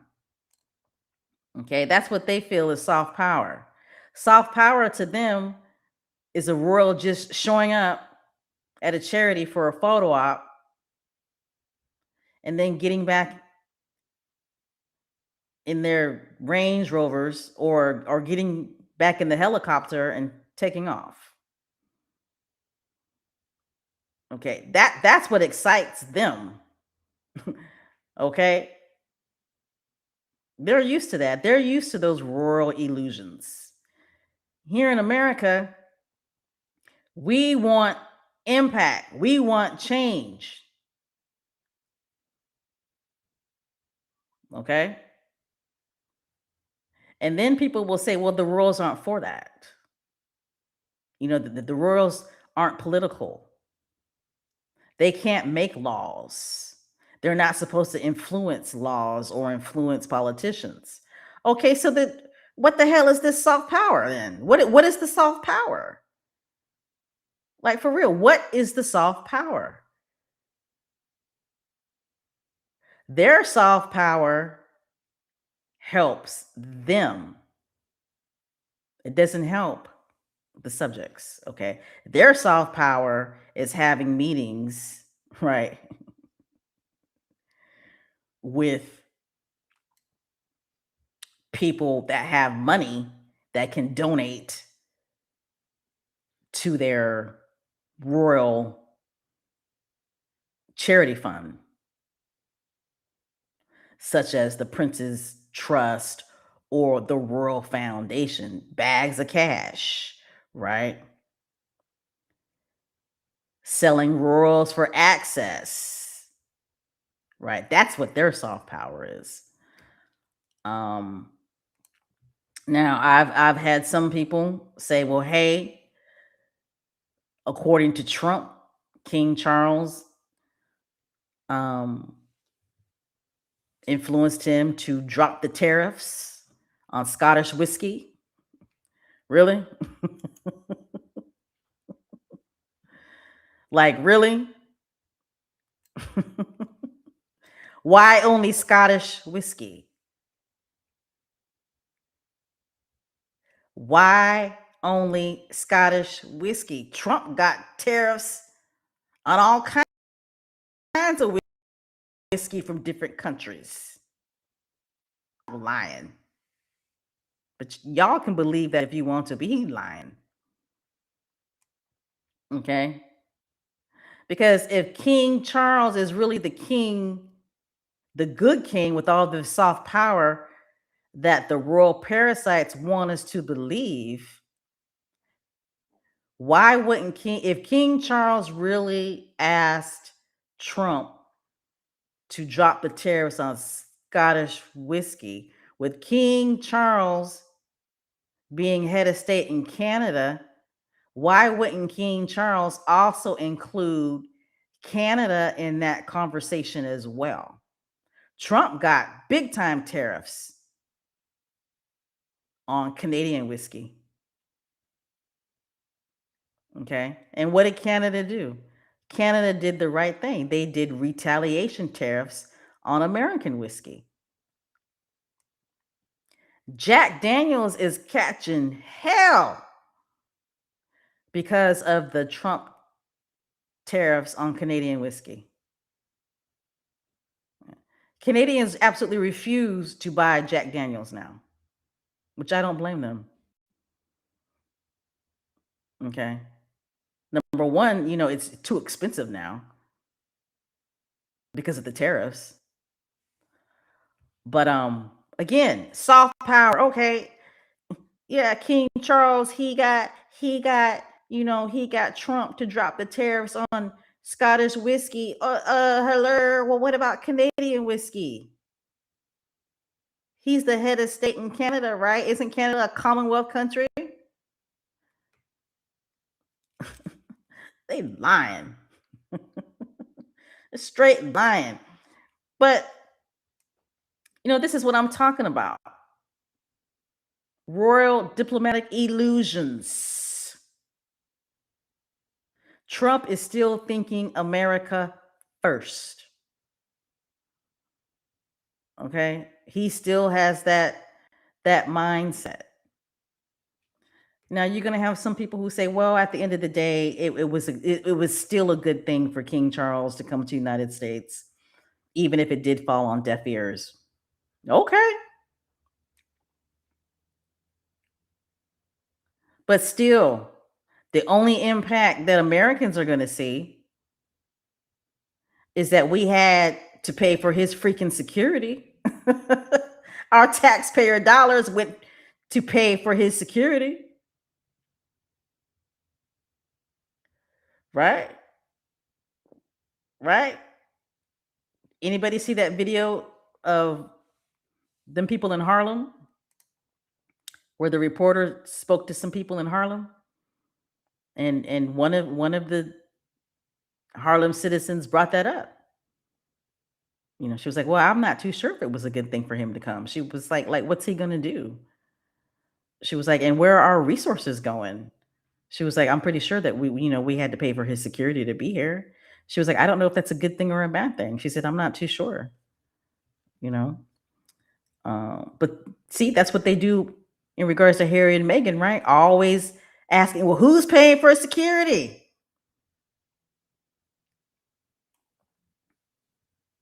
Did King Charles and Queen Camilla, did they donate to the garden? I'm not too sure. I know that they visited um, some type of agricultural garden. Um, I should look it up. Maybe somebody in this chat knows, but I know that they went to some garden, some agricul. They did some agricultural garden that they visited in Harlem. The little kids were out there. Did they donate to that? Hmm? Remember when Prince Harry and Meghan went to Harlem and they went to the school and they donated money? They bought washers and dryers and they donated to the garden. Did King Charles and Queen Kerchiller, did they do anything like that in Harlem? Remember Prince Harry and Meghan? They went to Sylvia's restaurant and Sylvia, they were struggling because it was COVID and they were struggling to pay their employees. And what did Prince Harry and Meghan do? They donated money so the employees can get paid. Did King Charles or Queen Kerchiller do anything like that while they were in Harlem? And what the hell were they in Harlem for? Why Harlem? I'll tell you why. Because Princess Diana was there, right? And because his son and Meghan were there. That's why they went to Harlem. I can go on and on and on and on and on. Like literally, okay? But I just wanted to bring this up about, American whiskey, and because of Trump's tariffs, how American whiskey and Kentucky bourbon is really, really struggling because of his dumbass tariffs. Okay?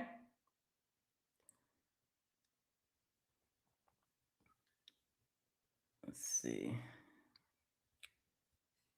American whiskey is facing a significant downturn in 2025-26 with exports falling with exports falling at 19%, a 250 million loss due to retaliatory tariffs, particularly in Canada and the EU, coupled with a 2.2% drop in domestic sales. Key causes: tariffs and export decline. American whiskey exports dropped by 19%, largely driven by a nearly 70% collapse in shipments to Canada.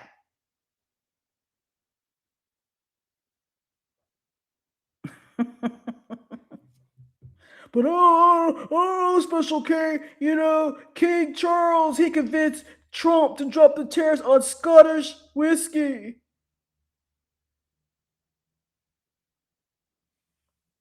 So I guess Canada gets no love. Canada, a country that King Charles is head of state as well.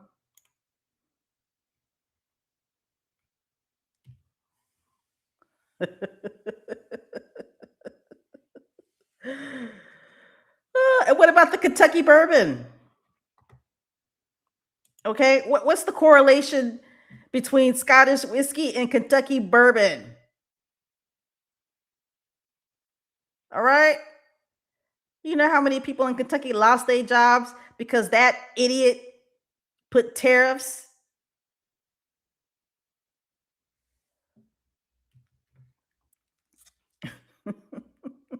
Soft power. Soft power. Like I said, I can go on and on and on, but I'm going to read you this. The Kentucky bourbon industry is facing a significant slowdown in 2025-26. Okay. shifting from a pandemic era boom to a surplus crisis. Okay. I'm saying that, during COVID, people were staying home drinking, people were getting drunk. People was getting their Kentucky bourbon on during COVID, and now they're facing a huge surplus crisis.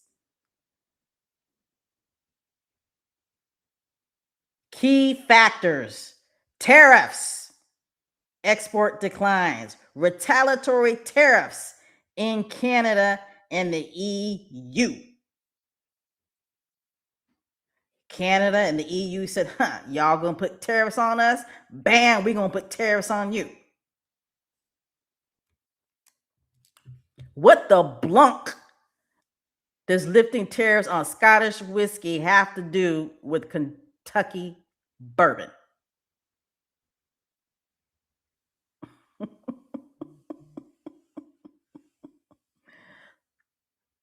Royal diplomatic illusions. Let me take a drink of water real quick. Woo! Past 2 hours. Oh my goodness. Let me hurry up. But it's just when the dust settles, right? When the dust settles, people gonna see. People gonna see, and it's already happening. It's already happening. People are just like, man, his trip was not that special.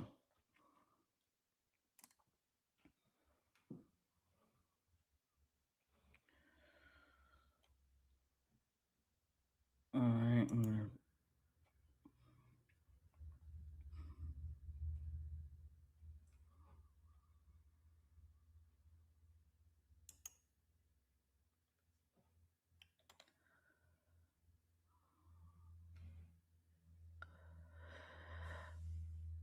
Oh, so Miss Joan, how you doing? Says member for 15 months. We are Megan's World. Hi, Special K. Glad to see you back more often. I got the SS on my chest. I hope you're feeling better. Well, thank you, Miss Joan, and congratulations for being a member for 15 months. Wow. Thank you so much for your support. Really, I really, really do appreciate it. Thank you so much.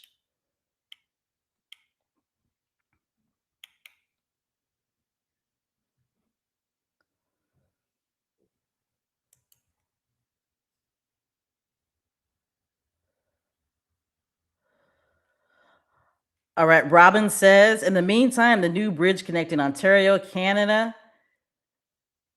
to Michigan can't open because of Trump's refusal to sign off until then PM bends the knee. Wow. See, Americans catching hell all over the place.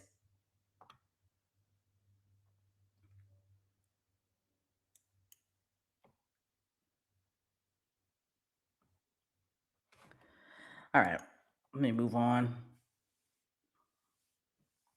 All right, so you guys hear about this tomfoolery? I busted out laughing when I heard this. I'm not going to spend too much time on this, but I just had to chuckle. So, tomfoolery, the Duchess of Sussex sperm donor. Apparently, he is moving back to America, so he can get the health care in America. And I guess he's going to get a prosthetic foot, and he will get physical therapy to learn to walk again.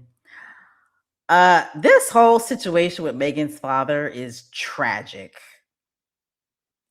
It really, really is. And I don't know how she deals with it.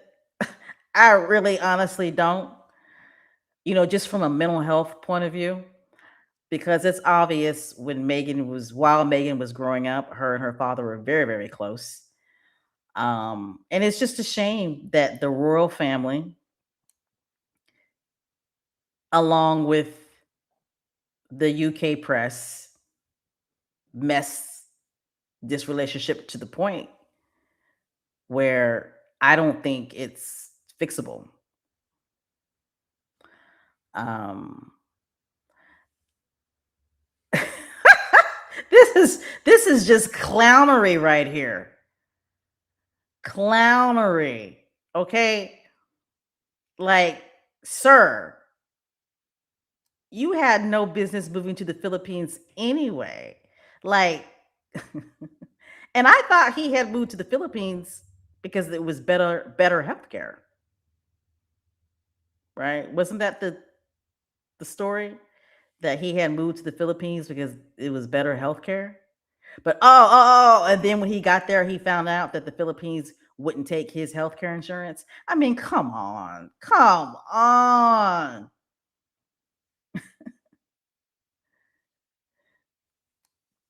The story is gonna come out soon about how the Daily Mail has funded this whole tomfoolery mess,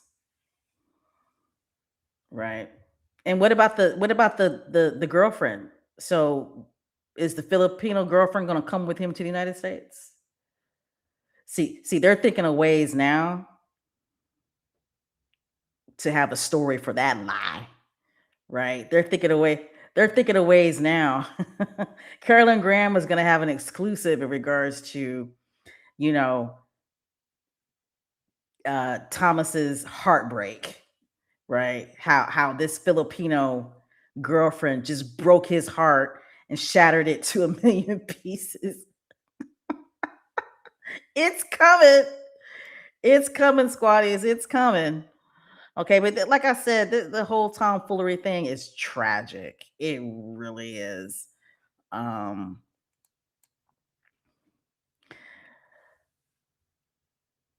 but it's obvious to me that Meghan, the Duchess of Sussex, shut him down. Okay, when he went to the hospital and she got the consulate involved. Notice he hasn't said nothing about that letter. And he may say something about it later on, but boy, they got locked jaw about the letter that she wrote him. Lockjaw, right? I think her father is in a situation that he can't get out of. He done signed one too many contracts with the Daily Mail, and he has to continue to act this out because if he doesn't, then they're going to sue him. Or, no, you know what? I take that back. If he doesn't play this out based on the contract that he signed with the Daily Mail, they are going to out him. You understand what I'm saying? They're going to out him. The Daily Mail has got something on him that he does not want the world to know. I'm telling you. He's like, I think Megan said it. I'm not too sure, but he's compromised. They got something on this man that he does not want the world to know.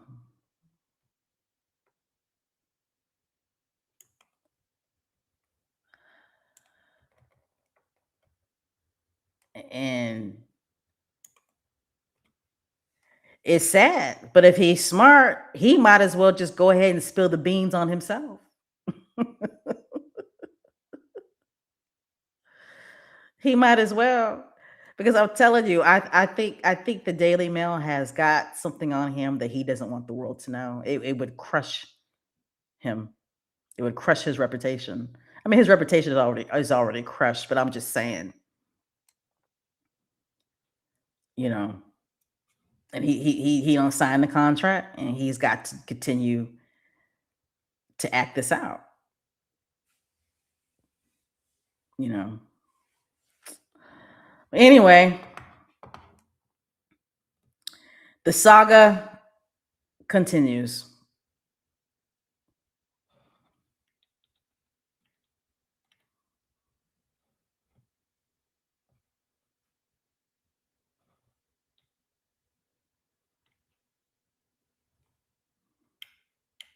I'm sorry, I'm reading your guys' comments. I think the Daily Mail has figured out that Meghan is too smart. They can't get her in a situation. She's not falling for it. She's just not. If Tomfoolery wants to see Meghan and his grandchildren the way he professes that he wants, then he has got to stop dealing with the Daily Mail, and he won't. He's choosing the Daily Mail over his daughter and his grandchildren. And Meghan has kept firm with that. The Daily Mail can't get her in a situation because if they could, they would have released that letter.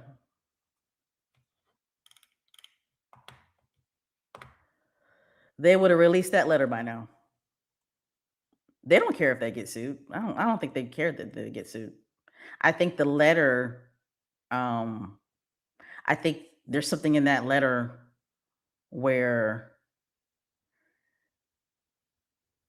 Megan's got the Daily Mail in a position to where there's ethics, there's journalism, integrity, and ethics involved. You understand what I'm saying? Now that they care about. Okay. So anyway, I hope you guys understand what I'm trying to say. You know, Carolyn Graham, you know, she backed off a little bit now. I think Carolyn Graham got scared. I do. I think she got scared, and that's why they came up with this lie that this man has this Filipino girlfriend when we all know that's a lie. All right, moving on. All right, so back to Meghan, the Duchess of Sussex. It's good to see her just enjoying life, right? Just enjoying life. She was in Archie's chicken coop or Archie's chicken inn, and she's with the founder of oh, what's the name of the chocolate company she partnered with? Oh, and that chocolate is so good. But one thing I will say, the white chocolate is a little too sweet for me.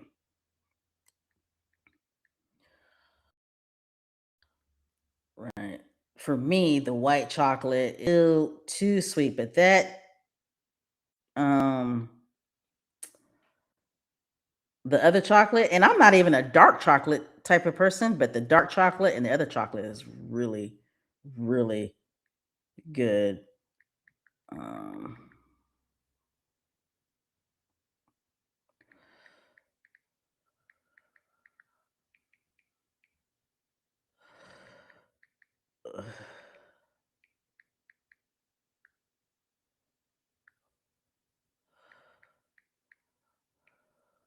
I'm looking for the name of the company that As Ever has partnered with.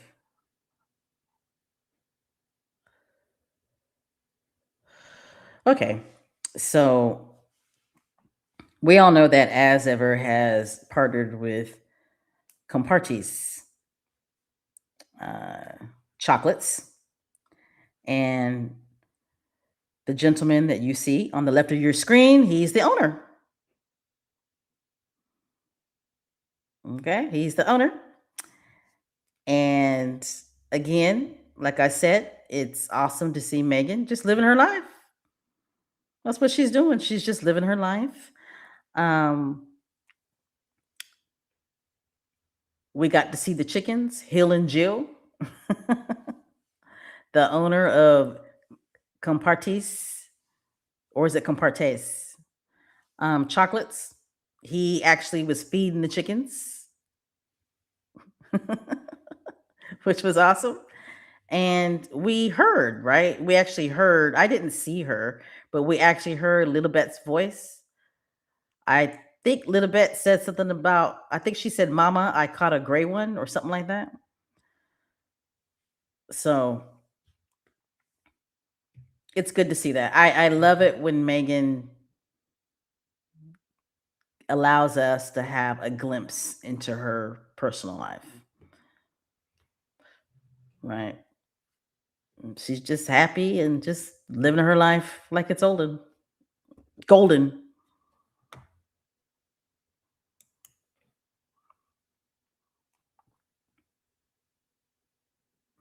All right, and speaking of as ever, right? Mother's Day is around the corner. It's probably too late if you didn't buy the Mother's Day gift boxes. Um, my mom doesn't listen to my podcast, so I bought two. I bought one for my mother, and I bought one for my auntie. So I should be getting mine real soon. Uh, but this right here, I just wanted to showcase this right here. Um, if you go to Montecito's, make sure that you stop by the Godmother's bookstore because this is what you will find. As ever, has their own shelf of products that are featured at the Godmother's bookstore. Isn't that awesome? That is awesome. I got to stock up on some honey. I'm out of honey. Yeah, I got to stock up on some honey and I need some strawberry jam. I'm sorry, some strawberry spread. I guess they're not going to come out with the apricot spread, huh? The apricot spread was so good. Come on, Megan. You need to do another batch of the apricot spread, girl. All right. Squatties, I wanted to bring this to your attention. Many of you probably already know and already are aware, but I just noticed we didn't talk a lot about this. But um the American Music Awards. Now, I haven't watched the American Music Award in decades. I don't pay attention to those award shows anymore. But the American Music Awards, guys, okay? The American Music Awards are going to be saluting veterans. We all know that Memorial Day is coming up real soon.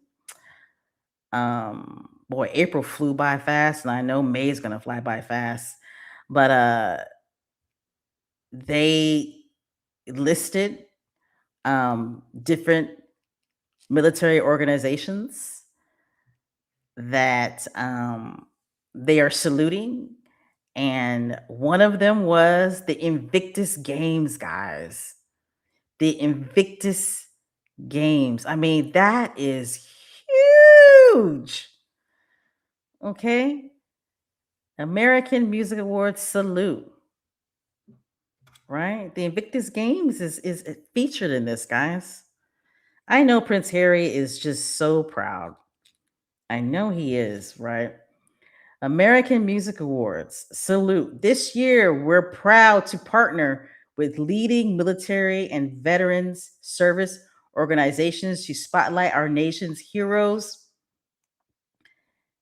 and amplify the impact of those who serve this community. To donate or learn more, explore our partner organizations below. Invictus Games Foundation is one of them, guys. Wow. Wow. Along with Blue Star Families, um, USO. I remember them days. I remember them days, USO. Um, I mean, I'm just so proud of Prince Harry and his staff, uh the Invictus Games Foundation board of directors. I mean, they're really doing some big things. And for the Invictus Games Foundation to get recognized by the American Music Awards, that's pretty huge. All right, congratulations.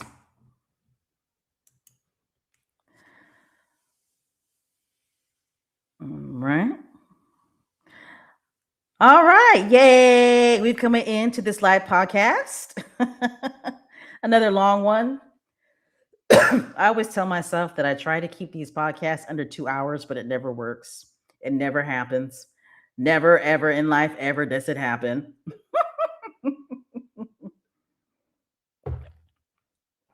Again, I want to thank Joan Garcia for being a member to this channel for 15 months. Again, I want to thank you so much for the support, Miss Joan. You rock. Thank you, thank you, thank you, thank you. And I want to thank everybody for your support. Uh, 15 months is a long time though. Uh, so thank you, thank you, thank you. I do know that Success Community Events is doing a fundraiser in regards to Prince Archie and Princess Lilibet's birthdays. So that's coming up. Make sure that you go on X, on her X page, and check that out. Man, Prince Archie's birthday is when? Is it Wednesday? Wow. Yeah, it's Wednesday, right? Man, time flies by so fast. I remember when Meghan was pregnant. It's like, wow. I remember the excitement around the birth of Prince Archie. It was like, yay, he's here. And then of course the Duke and Duchess of Sussex, I believe it's their 8th, right? Is it their 8th wedding anniversary? Is coming up May 19th. And to think the naysayers said it wouldn't even last 5 years. And them two are going, what, 10 years strong, right? They're going 10 years strong. Oh, okay. So, yes, Archie will be 7. He will be 7 years old May 6th. So, he is a Taurus. They got uh, some strong-minded people in that family. Taurus, Gemini, Leo. Okay. Hey.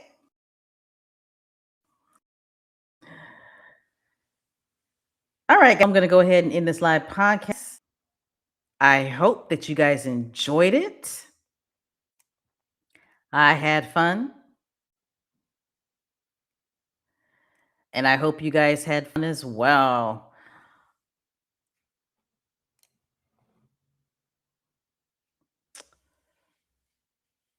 Again, make sure that you check out the fundraiser that is going on. I got to check that out myself because I don't know which charity or what charity that we're fundraising for. So I need to check out Success Community Events X page, and she's also on Instagram as well for people who are not on X, who can't stand X.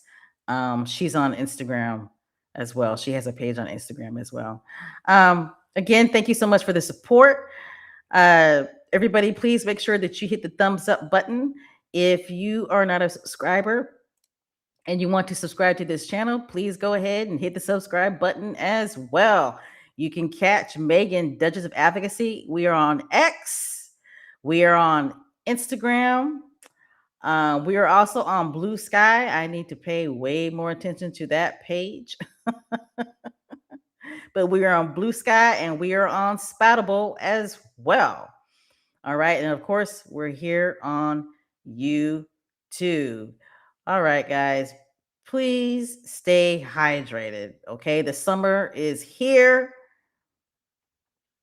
It's going to start getting hot. So please stay hydrated. Don't forget to feed the chickens. Okay. You saw Hill and Jill on Meghan's Instagram stories. Those chickens look like they're being fed very well. They look very healthy. Okay, so don't forget to feed the chickens. And please remember No bad energy. Okay. No bad energy. The People article, that staff member who works with the Duke and Duchess of Sussex, and they've been with them since they moved to California, they made it clear. Okay. They pretty much made it clear that Prince Harry and Meghan, they do deal with a lot of negativity. Okay, they're well aware of the negativity that comes their way. However, they deal with it and they move on. Okay. Article said that Meghan's very resilient. All right. So sometimes we as fans, we get some of that too, right? Just because we're fans. All right. So no bad energy. No bad energy. All right, guys. Are you guys ready for the Rebel Yell? Hmm? Are you ready for the Rebel Yell? Who's ready for the Rebel Yell? I didn't say it last time because I totally forgot. But you guys ready for the Rebel Yell? All right, let me take a drink of water. Excuse me.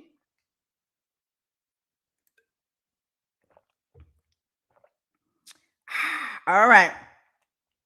1, 2. Hold on, let me get my music ready. There we go. I'll start it over again. 1, 2, 3. Continue to wear the SS on your chest because squatties, you know that we are the best. All right, squatties, thank you for joining me. Appreciate the support. I love you. I love you all and enjoy the rest of your day. All right, guys. Bye.